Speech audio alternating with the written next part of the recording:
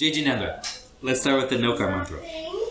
Namo Arihantanam, Namo Siddhanam, Namo Ayaryanam, Namo Uvajayanam, Namo Lue Savasahunam, Eso Panchanamokaro, Sava Pava Panasano, Mangalalancha Savesim, Paramam Hare Mangalam.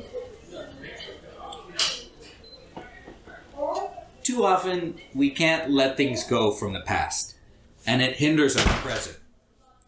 The inability to let things go is causing the quality of your life to degrade and more karma to bind to your soul. For example, it could be that somebody said something to you. It could be that somebody did something to you and you can't let it go. And sometimes it's the fact that we said something or did something that we can't take back, and we continue to hang on to those things. So today I'd like to talk about how to let things go. The first thing to do is to express your pain. We can do that by talking to our friends, by writing down our thoughts, finding some way to express what is inside that we can't let go of. We can vocalize it, we can visualize it, we can write it down, but most people talk to their friends. The problem is we can't really talk to our wives because a lot of times our wives will see us as weak, and we don't want that, and they don't want that. And that's what your friends are for. The problem is we don't have a lot of friends all the time. As you get older, we start to lose friends, and we don't have the support system that a lot of times women have, which is one of the reasons that women live long, because they express their feelings to their friends. And so that's what this is for you. That's what Dad's Class is for you. It's a way to express yourself. And I'm always here in case you want to talk about anything. I'm always here for you.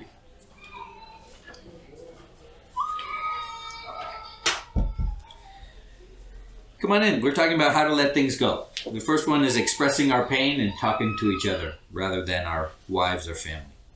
The second way is don't ruminate. Ruminate is when you have an unhealthy obsession with something in the past that you can't let go, and your brain tends to want to think about it all the time because you feel like if you think about it, you can change the outcome. But of course, you can never change the outcome. And your brain just wants to experience this past trauma in some way that it'll change, It doesn't make any sense at all. But you probably experienced this where you think back on a situation, and you think back, and you just keep on going over and over in your head. The thing to do is to realize that your brain is feeding you thoughts, and you can choose which thoughts to pay attention to. We're talking about how to let things go today. So the first one was to express your pain by talking with us and talking with me. The second one is don't ruminate. Understand what rumination is and how not to ruminate. The third way to let things go is to accept things as they are and don't take responsibility for things you can't control. And guess what? The past is something you can't control anymore. And it's very hard because we want to control things. Our whole life is spent trying to get more control over things. Some people are consumed by it, right? Like if you're talking about the typical politician, they want to get more control, more power over things. And we want to do that too because we think that somehow we can achieve some kind of greater state of happiness if we can control more things. But guess what? The more things you can control, well, first of all, the more problems you'll have. And second of all, you overestimate the amount of things in your control because it doesn't feel good. Because here we have reality on the one hand and we have what makes us feel good on the other hand.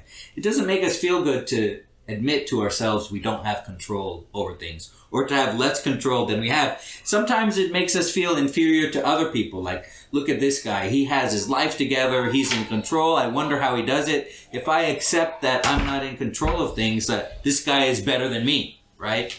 It doesn't feel good for other people, for me to admit that other people are better than me. But of course, we have to look at reality. Another way to let things go of your past is to not blame other people. This is one, I think we're all out of that, but it's one to teach our kids, remember. It's easy to be the victim. It's very seductive to be the victim of everything. And our kids know that and play on that as well. Our brain is hardwired to judge other people based on their actions, but we judge ourselves based on our intentions. You know, that's how come you can do something crazy like say, oh, I'm going to work out later, so I'll have this cake right now. And then you never work out later. And you don't feel anything about it. You don't feel bad about it. Because we judge ourselves based on our intentions. I intended to work out later, therefore I worked out later. That's what your brain feels. But for other people, we judge them based on their actions, what they do and what they say. We don't judge them based on their intentions. That's why it's easy for us to be the victim, to say that it's their fault and we're not at fault.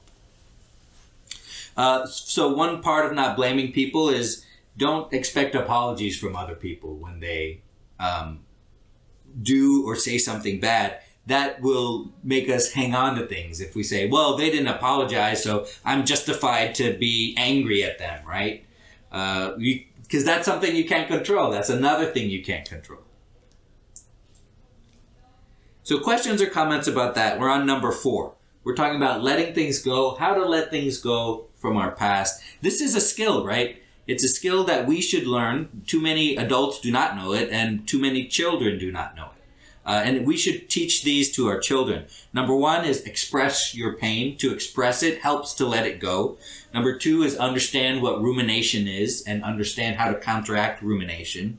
Number 3 is we accept things as they are. We accept reality as it is and realize we have very little control over things. And number 4 is don't blame other people and don't be a victim. Avoid a victim mentality. Questions or comments?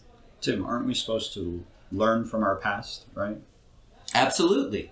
Right. So is that part of letting go or is that part of holding on? That is part of letting go. Learning a great way to let go is to, especially when you ruminate, when you go over and over a situation, say, okay, what is my takeaway here? And I learned that lesson and I'm going to reinforce that lesson. And then you switch the object of your rumination and that helps you to let it go, because when you start to ruminate on that scenario again, you say, oh, that's the lesson. I remember I'm doing that. So that's fine. I don't have to think about it anymore. That helps you get out of the cycle of rumination. So learning a lesson is a great way to twist the frame of rumination. A frame means point of reference.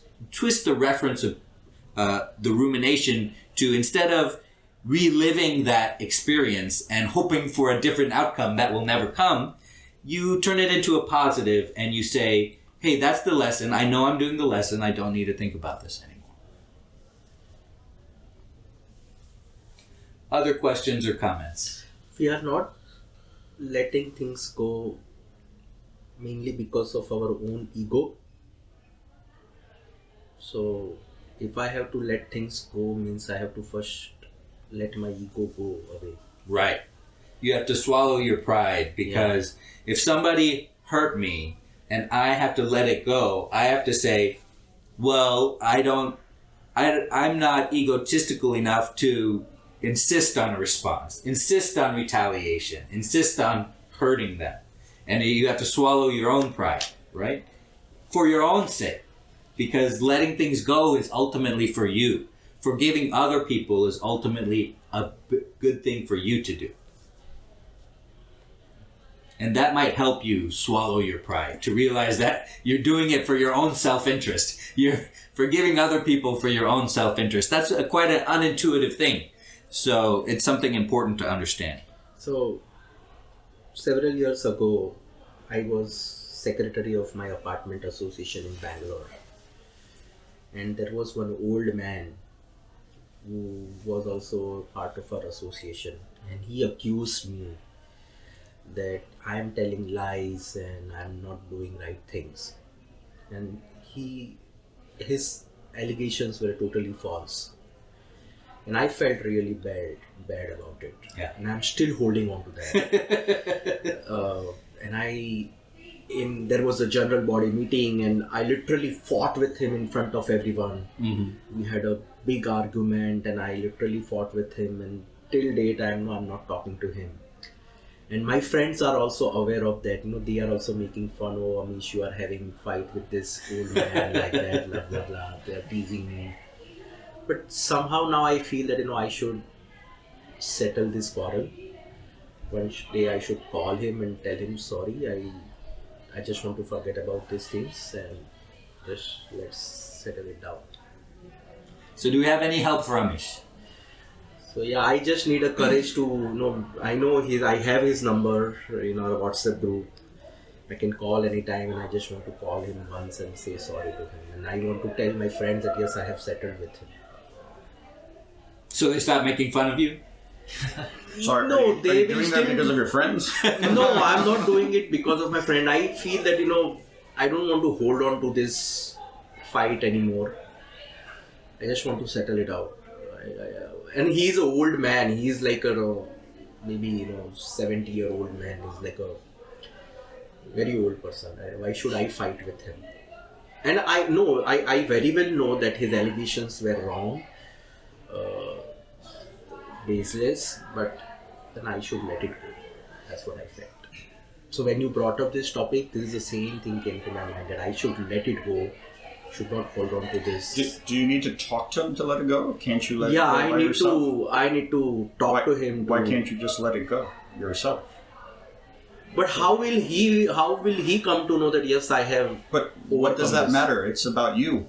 Jainism is about you. It's not about him. No, but I have to ask Shama to him, right? That yes, I fought with you, so I am asking forgiveness from you. Do you? I need to, right? Otherwise, if I don't ask for forgiveness, it means I have not let it go and things out of me, right? I have to accept an apology. You did darshan this morning. You already did it, right? I don't know. I'm just firing back. Just from his perspective, I think everybody has a different way to bring a closure to certain things. Right? And you talked about 4 or 5 ways about how you can let certain things go. And I think for him, it feels like talking it out with, which was your first one, you can talk it out with us, which you're doing, but he feels like talking it out with the person brings him that closure. Yeah, that, I mean, at least I took the high ground, although the allegations were wrong, but I still apologize. That may not give you the outcome you want, right? I mean, it's up to him, right? What path he chooses. I'm just saying,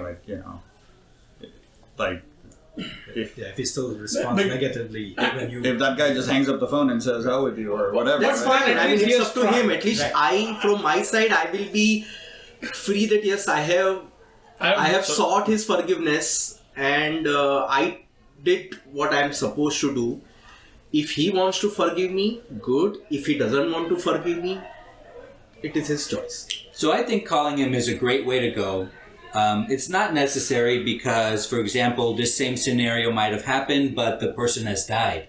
And there's no way to talk to them or tell them how you feel or something like that. It's not necessary to do that, to let it go. But if you feel like that will help you, then I think that it's a very good idea. And remember, maybe to help you pick up the phone and make that call, realize first that you're doing it for yourself.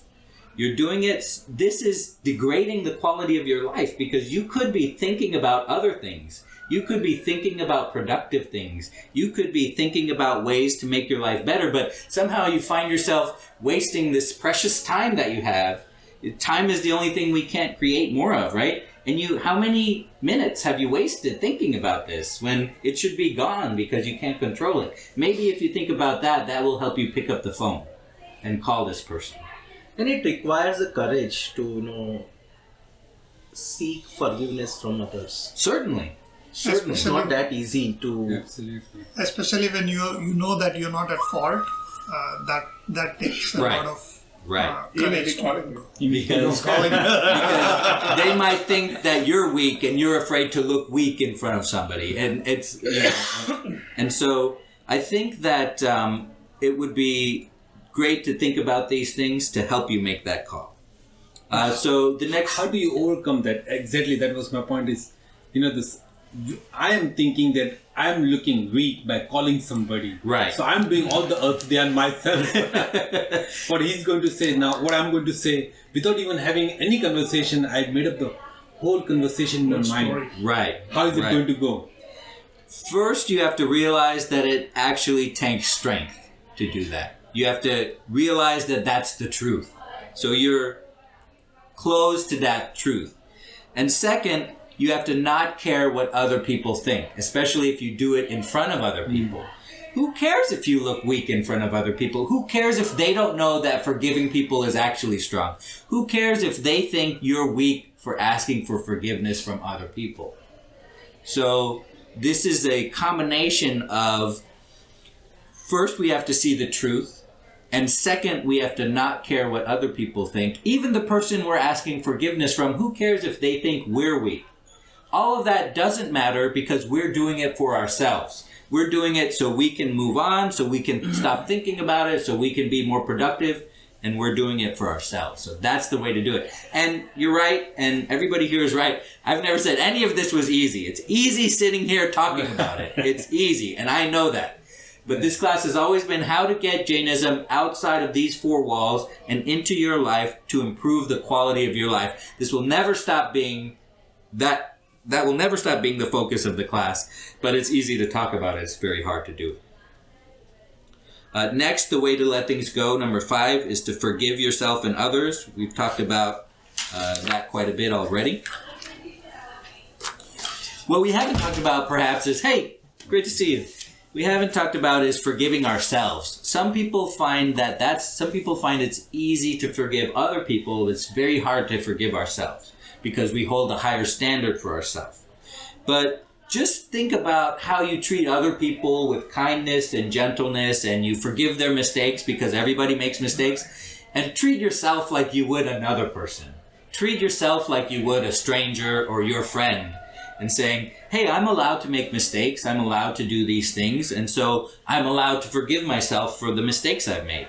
You know, think about it from the point of view of your best friend. Of course your best friend is going to say, yeah, you make mistakes, he's going to pick you up when you're down. So you got to be your own best friend. Next, we have to focus on finding joy in the present moment, okay? So remember, the past you cannot change, okay? So there's no use thinking about it. And the future is never promised to us. There's no promise that we'll live for tomorrow, okay? That we'll be alive for tomorrow. So that's what people mean when they say the present moment is the only thing that exists, because you can only decide what to do now. Okay? Because in the future, if you decide to do something in the future, you may not do it, or there may be other circumstances, or you may make a different decision at that moment in the future that you have visualized in your head. So when people say the present moment is the only thing that exists, that is true in a literal sense as well as a figurative sense. It's not just the past, I can't control it, I shouldn't think about it. The future is not promised, I shouldn't think about it. It's literally the only thing that exists, because as each moment in the future unfolds, it becomes the present moment. And you can only take an action or make a decision in the present moment. Number 7 is learn the lesson and move on. You've predicted that one. You reframe the situation by distilling it into a lesson, and then that helps you move on by just living your life according to lessons. You know, I've found myself doing that. Like, I live by a series of lessons, and then I forgot the things that made me learn them. Sometimes that made me think that I shouldn't live by the lesson, and then I had to relearn it, right? So I encourage you to forget the things that made you learn the lesson, but don't stop doing the lessons that you've created for yourself. Number 8 is be part of something larger than yourself. We all want to be part of a group and sublimate our individual identity into the identity of the group. And that's fine. You know, that's why we play team sports. That's why we go to the movies and sit next to strangers and think that's a fun thing to do, you know? That's why some people join the army, right? Because they feel that call and they feel like being part of a team and working as part of the group is sublimating, is giving into this desire of sublimating themselves. So what's your group? This is your group. This is your group. use Dad's class as your group. What's your team? This is your team. Be a volunteer at the Jane Center. Come to Dad's class. Visit with the friends that you made here. This is your group and this is your team. So I recommend that you do that. Number 9, exercise mindfulness, meditation, and physical exercise. I talk about this with you a lot. I tell you it's the answer to everything. I don't think we need to go on it, so I don't think we need to harp on it. I tell you to try to meditate all the time. I tell you about the benefits it will do. I tell you about how to practice mindfulness every day, and I tell you about physical exercise, so we probably don't need to do anything there. So questions or comments about anything we talked about? We talked about 9 ways. I have some more, but let's stop there for your comments. Just had a quick question. So Yeah. the letting go, depending on how many times certain things happen to you, it's hard to, do you wait longer to let go? You can't just let it go instantly, right? You understand something happened to you, someone did something bad to you, you feel bad, you just let it go. You learn to just let it go faster and faster as you learn, or is there certain things where you have to process and, you know what I mean? Yes, I do know what you constantly mean. happening to you and you feel like, why should I let it go? That feeling always is there. Right. So you hit the nail on the head. You can let it go instantly, but it requires getting up there to do that. It requires, all of this can happen in an instant. And that's what we're working towards. And you get, as you get better and better at understanding the truth of everything that we talked about the present moment is all that exists and forgiving. And as you start to learn all of those lessons, you'll get better and better. And something that might have made you feel bad for a day will make you feel bad for an hour. And then after you practice and practice, it might make you feel bad for 5 minutes.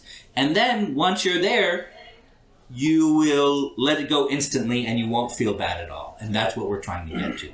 And it is possible to get to that. It's not something that is impossible. It's not something that you have to do and practice and you'll do it in your next life. It's possible to do that in this life. It's possible to do it, if you start on it now, it's possible to do it within 1 year, to let go of things instantly. And so I recommend you start working on it. Just a real life example. Sure. When you're working in an office in a corporate world and you're leading teams and you have team members who would do certain things which are not for your expectation, and you have to set the record straight, otherwise they'll take it for granted, right? Right. So is that not letting it go? Because some things you can spontaneously react and you can close it, right? And I can give a direction and say, you will not do this, or you need to be doing this going forward. And some things you have to kind of wait for the right moment, right? You can't react to everything all the time. Mm-hmm. But then when you're not reacting, that means you're holding it back. But you have to do something in real world, otherwise people will just see you as a weak leader, mm-hmm. and they'll walk all over you. So I'm just trying to find a balance for myself. So if I understand the question correctly, because you started out with one example and then switched to another example about appearing weak in front of people. It doesn't apply in a work situation where you're in a group and you tell somebody, if somebody's doing something wrong and you tell them that they're doing it wrong. It doesn't apply because you're not letting it affect the quality of your life. You're just saying, hey, this is wrong. It's not hindering you from doing other things. You're not ruminating on it, for example. But then this kind of appearing weak in front of other people example is a different one. Yeah, right, and just to add to that before we answer. Yeah. So that the second one, where you can't act instantly, you have to kind of wait, right? And this is people reporting to me, and you have to wait because you don't want to be picking on them on everything, otherwise it's not a healthy work environment. So you kind of wait until you see 3 or 4 things, and but it affects me now because I'm going to sit on it for a month, and I'm kind of thinking and keeping account of all the things he has been doing so that I can sit him down. Yeah. And that is the part where I'm not letting it go. It is Right. affecting me. Right. And the person doesn't even know. But it does affect me because I'm always thinking about it. He should have done this right, or he has not been respectful, or he tried to do something incorrect. I think that's where, I understand of letting it go, but it becomes difficult in real world. Sure. So now I understand the example perfectly. The first thing is, don't worry about what other people think or if it makes you appear as a weak leader, because they'll know when it's their turn that, oh, you're hanging on to it. And so they'll know that, oh, you accept some mistakes and then you'll talk about that person later. As they become experienced part of the team, they'll know that. So the first thing is, don't worry about what other people think. The second thing is, let's practice number 1. Write it down. Okay, write down those little things, then you won't have to remember them. Then when it comes time at the end of the month or at the end of 3 months, then you just visit the piece of paper and that's it. That way, you won't let it affect you. Yeah. And you'll remember, hey, come on in. Before I meet with him, I'm going to look at this piece of paper. That way you won't waste time thinking about it. That's fair. So I think that you should write it down. And that way, you will let it go. And you're right. I think writing it down helps quite a bit. Not only this, but even when you have certain other things that's bothering you, write it down and you can Right. kind of let it go somehow. Okay. Right. Yes. So just in your example, that's also part of feedback, lessons learned / feedback. So that's the reason why you're bringing it up again. And it's Yeah. not like you're reminiscing on it or ruminating it. Yeah, no, that's fair. Okay, so number 10. If you can't change it, embrace it. There's lots of things we can't change. This is kind of a little bit of what we talked about, but if you're sitting in traffic, you can't change anything about it. If the weather is bad, you can't change anything about it. If your flight gets delayed, you can't change anything about that, right? So the only thing to do is to reframe your mindset, okay? Otherwise, you can't change a lot of things and they'll all make you feel bad and your life will be horrible, which is what we try to teach our children, right? It's to varying levels of success. Number 11, how to let things go, is to use humor. Okay, so if you can't change things, then you can use humor to kind of deflect very negative emotions and deflect bad situations. And that will help you, if you look at some of the absurd things that life throws at you and you can laugh about it, then that helps you let things go. Because then you realize, oh, other people are dealing with all of these absurdities too. And it's a good way to realize that you're a soul and not a brain, is because of all these absurd things that your brain throws at you. Number 12 is to set boundaries so you don't hang on to things in the first place. So this is a prevention measure, okay? Instead of letting things go, let's not have things happen that we can't let go. We know that we can't let go. People try to make you responsible for their feelings. You don't have to be responsible for other people's feelings. That's a clear boundary that you can set. I'll give you an example. If you and your wife get upset about directions, let's say she's driving and you say, oh, we're going that way. And she says, no, we're going this way. And she's wrong, okay? Well, you can have a fight with her, right? But what's that going to accomplish? It's just all negative. It's like no winning situations, right? But if you just be quiet in the first place and let her make a wrong turn, what's going to happen? She's going to realize it eventually, right? That way you don't have to be the bad guy. The situation's the bad guy. You don't get mad at her. She doesn't get mad at you. And so you just got to let people make the mistakes that they're going to make. It's the same thing at work, but a little bit different, because you can't let people make like thousands of dollars worth of mistakes. And you can't, but if they're going to make their mistake and suffer the consequences, one good lesson I've learned is to just shut up and let it happen, So that's a good way to prevent things, prevent you experiencing things that you have to let go of later, right? Because if you let your spouse take the wrong direction, then it's no sweat off your back. You're not worried about an argument that you had. You're not hanging on to that negative emotion. Number 13, of course, is seek professional help. I recommend that. There's nothing wrong with that. There's nothing that violates our religion of seeking professional help. You go to a doctor. That's not against Jainism to go to a doctor. It's not against Jainism to go see a psychiatrist, you know. Certainly you bear the results of the fruits of your actions. I'm not saying that that doesn't apply. But that doesn't mean we can't go to the doctor if we're having trouble, right? And so the doctor will help you try to let go of the things. If you think that it's come to that, I recommend that you seek professional help. So here's the big question. We talked all about all of that, but what does all of that have to do with Jainism? I just gave you 40 minutes of preamble to get to the main course. What does all of that have to do with Jainism? Karma bandhan, right? The attachment to the karmas, or just to elaborate, pretty much if I have like same thing, spouse, right? If she made a wrong turn and I couldn't resist and I had to tell her, you know what, baby, you just wasted 15 minutes of my life. Right. You done this, just follow GPS. But again, if I told that, the conversation went south, right, the whole evening went bad, and now she's holding out, she writes it down, I write it down. The time is right, we both open our books. So now that day went, that evening, the next day. So again, eventually it's all the karma, right? You built up the karma, whether it's with spouse or co-workers or with anybody. Right. So forgiveness, or like you mentioned, shutting up, right? Right. Let the dice roll where it is, and let the consequences be. It is what it is. Right. So you brought up 3 great concepts. One is non-attachment. Non-attachment is one of the 5 vows that we make. So do you remember the 5 vows? Who remembers them?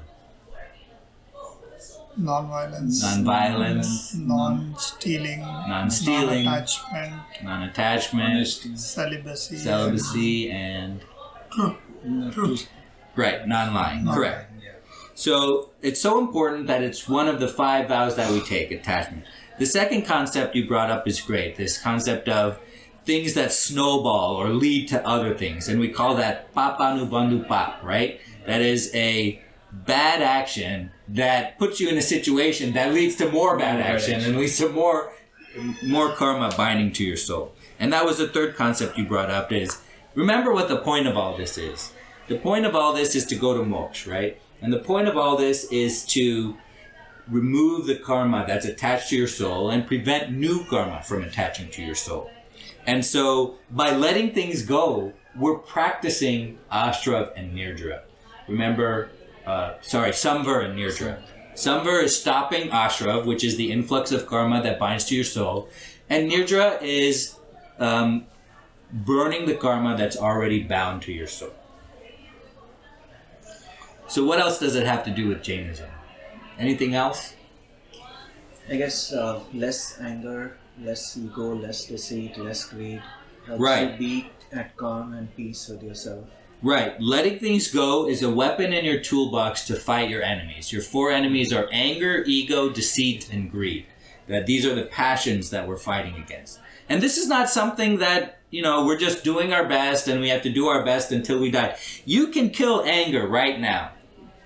As old as we are, you can still kill anger in your life. You can still kill ego in your life. You can still kill deceit and greed. This is not some hypothetical, I'm doing it for the good of my soul so I get to heaven. No, this is you're doing it right now so you have a good life right now. You can defeat these enemies with the little time that we have left. So it makes you wonder what we've been doing, wasting all this time, if we could have done it in a couple of years, right? So that's great. By letting things go, it's a weapon in your toolbox to fight against these things. And of course, we are jinas, right? We are conquerors of these enemies. So the second big question is, how will you apply this in your life? We've already heard one great example, 2 great examples. So how will you apply this in your life? The way I apply is like you mentioned, I have team leaders that I know are going in the wrong direction. Even guiding them numerous times, they do what they are supposed, they will do what, because they think that's the right thing. Right. So I tell them 1 time, 2 time, 3rd time, I let them do it. Might be monetary consequences, time consequences, but eventually they will learn, and I make it an example where other people also learn. Right? There are SOPs where it's been proven. Don't reinvent the wheel. If it's certain way, right, just follow the direction. Right. Why do you want to reinvent the wheel? But again, instead of getting into this conflict and all that stuff, okay, let's do it. Like give them a certain time period, and eventually they know they are not being successful in what they are doing. They come back, follow the procedure. So that improves the quality of your life. Oh, big time. Again, now let them do it. Yeah. And people around me tell me like they're doing the wrong thing. That's okay. that is not my problem. That is his problem. Right. So that's great. I love that. Yeah. And so when we realize that other souls bear the consequences of their actions, we're not so worried about other souls. Exactly. We can concentrate on our own soul.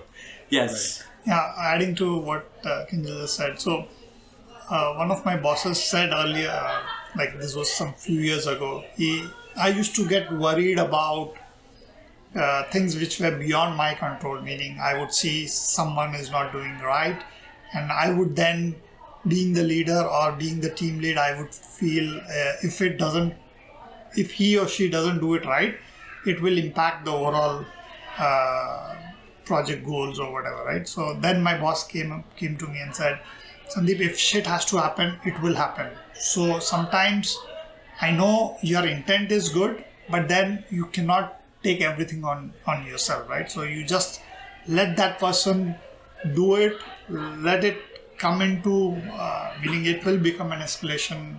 People will then come to realize that whatever you wanted to do, they didn't follow, and then that's why this has happened.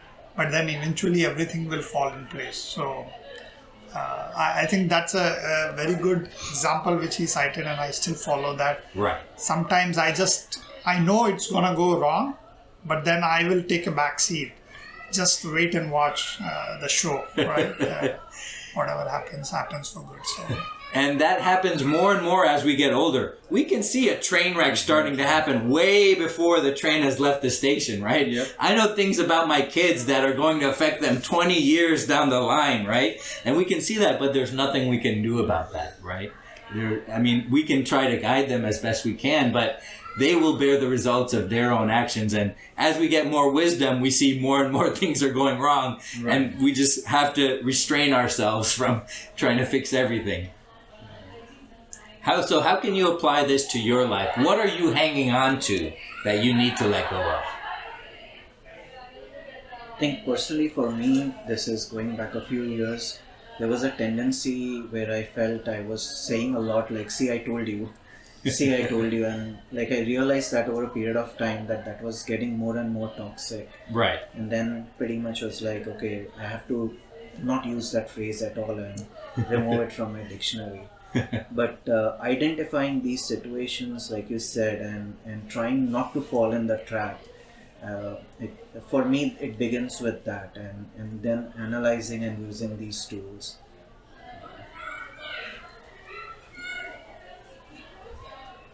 What else are you hanging on to?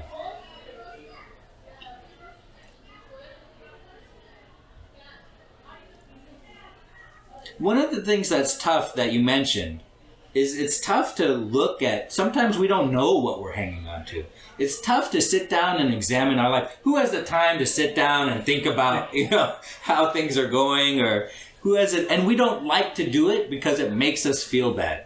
We don't like the way we sound in a recording because it sounds too high pitched, because in our head we have these echoes that go through our skull, and it doesn't sound like us on a recording. We don't like the way that sounds. We don't like the way we look in videos or pictures because we're not used to seeing ourselves. I'm used to seeing all of you. I'm not used to seeing myself all the time. You've been staring at me for an hour. I've been staring at you for an hour. So you've probably seen me more than I've seen myself in my whole life. Okay? Because I'm just used to staring out of my eyes. And so it's very hard for the brain to, in the way that we don't like to hear ourselves or see ourselves, it's very hard for the brain to reflect on itself, to see ourselves from an outside perspective, That's why, because we're so constantly judging ourselves by our intentions, it's very hard to judge ourselves like other people judge ourselves, only based on what we say and what we do. And it makes us feel bad. And so when I say sit down and examine your life, first of all, you don't have the time to do it. Second of all, if you did have the time, it would make you feel bad, and you would instantly stop doing that because something distracted you, and you'd let that distract you. Your brain would let that distract you because it didn't feel good sitting down and thinking about your life and thinking about yourself. And so it's very hard to examine your life and to live an examined life. And so I recommend you do that. If you don't think, you might think, hey, I'm not holding on to anything. I bet you're wrong. Okay? I bet that you're wrong. You just don't know that you're holding on to something. Something that happened from your childhood, something that happened with your parents, something that happened with your kids. I bet you that you're holding on to something, and it's hard for you to figure it out. And so I guess that's our lesson this week. That's our plan this week, is to try to sit down and think about ourselves and examine our life as much as we don't want to. Because that's the only way we're going to progress on the spiritual path. So questions or comments about anything we talked about today? How do we distract the distraction that is going to come when we examine ourselves? Yeah, it's so easy, because if you sit down and you say, hey, I'm going to do this thing, and you don't want to do it, we've all experienced that. We're like, I'm going to sit down and type this email that I wanted to type. And then we see our email, and we see another email, and we see something else that distracted us, and we let ourselves do it because we don't want to do this hard thing, right? Yeah, it's very hard. The first thing is you realize that you're being distracted. The second thing is you realize that you're going to feel better after you do it, that this temporary pain that you're putting yourself through is like a yoga or a meditation or some other thing, some other kind of temporary or physical exercise. We put ourselves through temporary pain to experience long-term pleasure, which is what this whole thing is all about, right? It's all about putting ourselves, doing thup to experience temporary pain of this pain of life and pain of karma and pain of burning our karma to go for the long-term pleasure of moksha, right? So that's one way. Do we have any help for Kinjal on how to avoid distractions when to do a hard thing? Let me backtrack my question. Sure. So now, while you were saying that you need to sit down and think about what you're holding on, if I don't remember, isn't that a good thing? No, because sometimes we're holding on things without consciously remembering them. And it only expresses itself in certain situations. And the most common example is the way we parent. A lot of times we parent based on how we were parented. Okay. And we hold on to things. And sometimes we wonder, like, why aren't I the parent that I want to be? That's a very common question. And you're not the parent you want to be because you're holding on to how you were parented.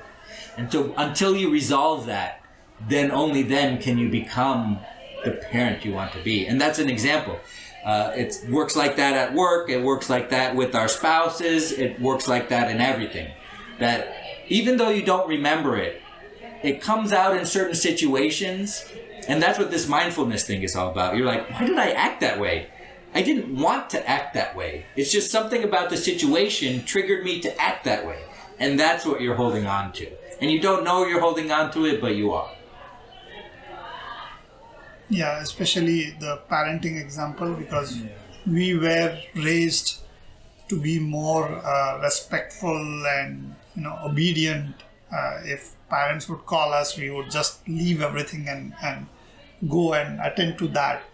But now with our kids, you call one time, two time, and then the third time that kicks in. He's not even listening to me. So Right. then that's where the anger comes in, ego comes in. So yeah, you rightly said, the way we were raised, we start to think that was the right model, even though sometimes I feel it is. But it is quite different. So something to think about. Sure. Other questions or comments about anything we talked about today? We talked about maybe 13 ways of how to let things go. We talked about what it had to do with Jainism, and we talked about how we're going to apply it to our lives.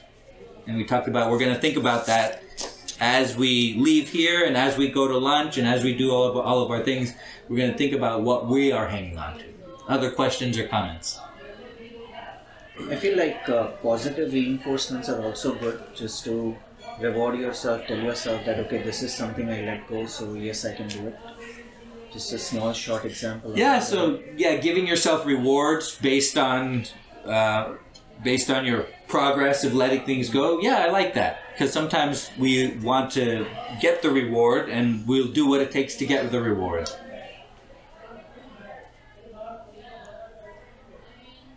Okay, thank you so much for your time today. I really appreciate that. Thank you. Thank you.